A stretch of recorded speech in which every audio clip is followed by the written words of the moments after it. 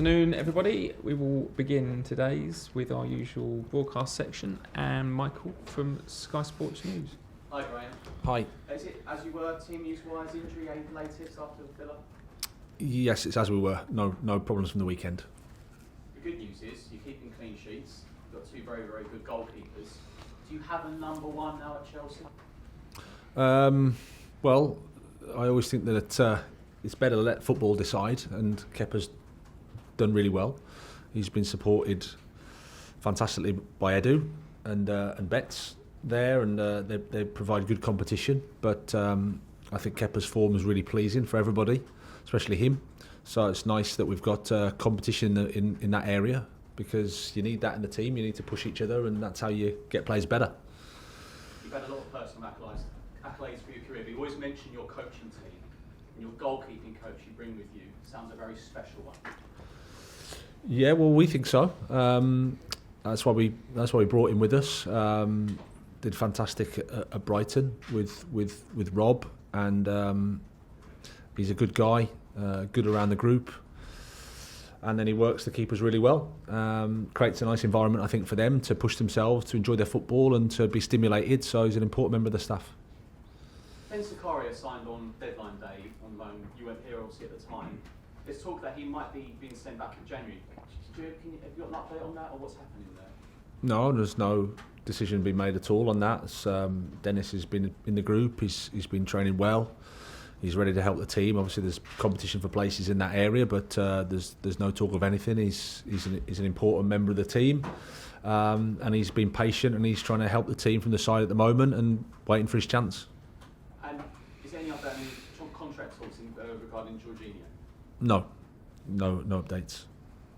And finally, Graham, obviously managers been talking about it these past few days. What's your plan for the World Cup? Because obviously you've got a large part of the squad. We're going to Qatar.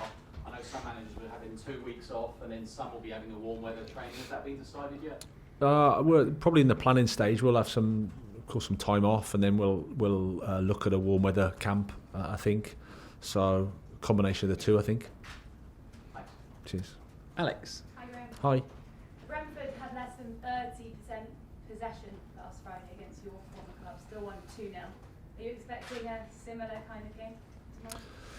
Well, that's the beauty of football. You can never predict, but I think Brentford are really good at what they do. Thomas has done a fantastic job there. They use the quality of the players well.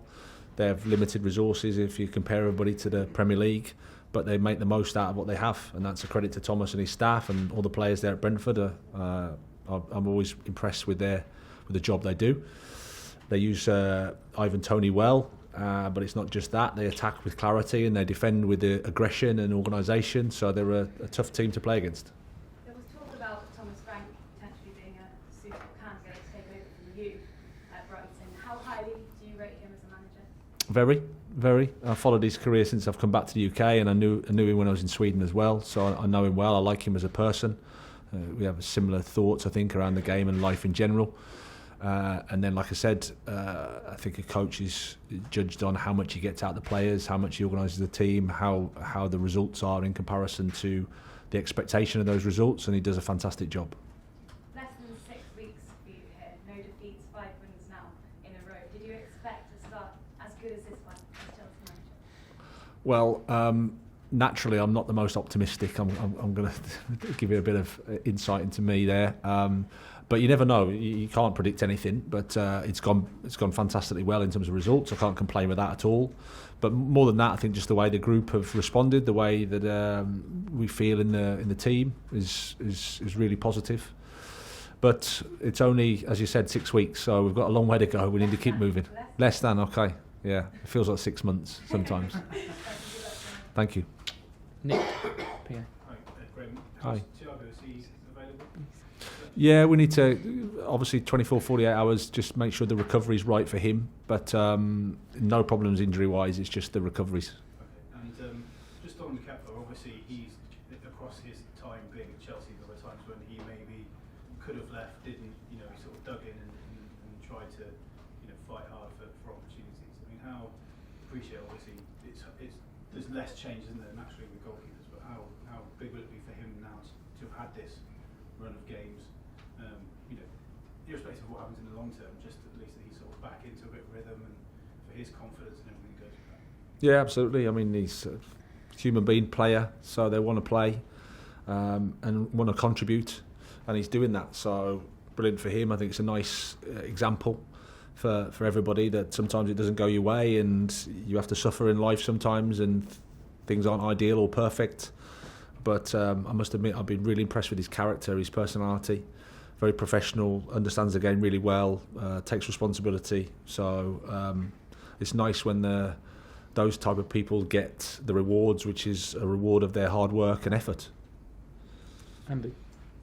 Hi, Graham. Hi.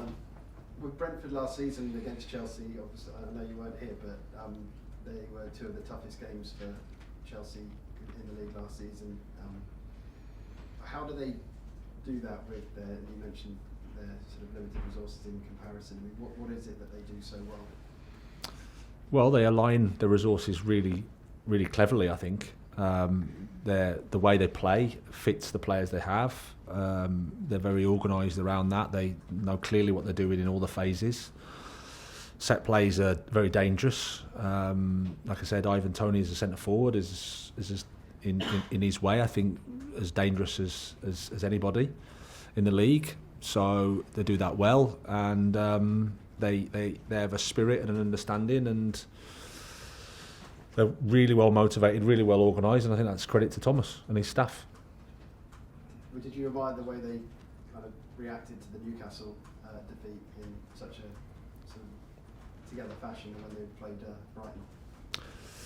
Yeah, but again, I'm not surprised because Thomas knows the process. He knows the Premier League. He knows that some days you're going to have days where it doesn't go your way, or the opponent beats you, or if you're not quite there, then you can suffer.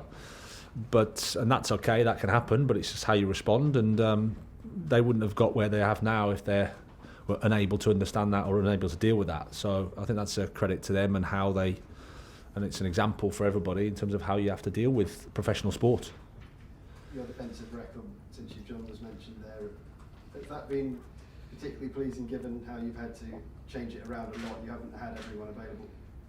Yeah, it is, and it's credit to the players, credit to the group. Like I said, you can't defend with a settled 4 these days or a settled 5, whatever it is, whatever you decide, because the games are so they're relentless and the challenges are huge in that regard. So it's about the team, it's about the group, it's about the togetherness of the squad, and if you're prepared to suffer, you're prepared to deal with the discomfort in the games, then you give yourself a chance to keep a clean sheet, and that obviously gives you a chance to win certainly with the quality that we have.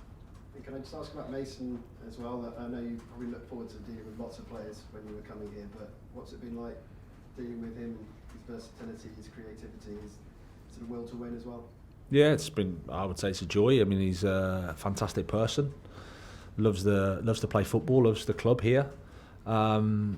Surprising, I get a few questions that there's some sort of mixed opinion on Mason. I find that strange, especially from the outside, and then when you start to work with him, you just think he's got everything you need to be a top player. Great attitude, understands spaces, can execute, assists, scores goals.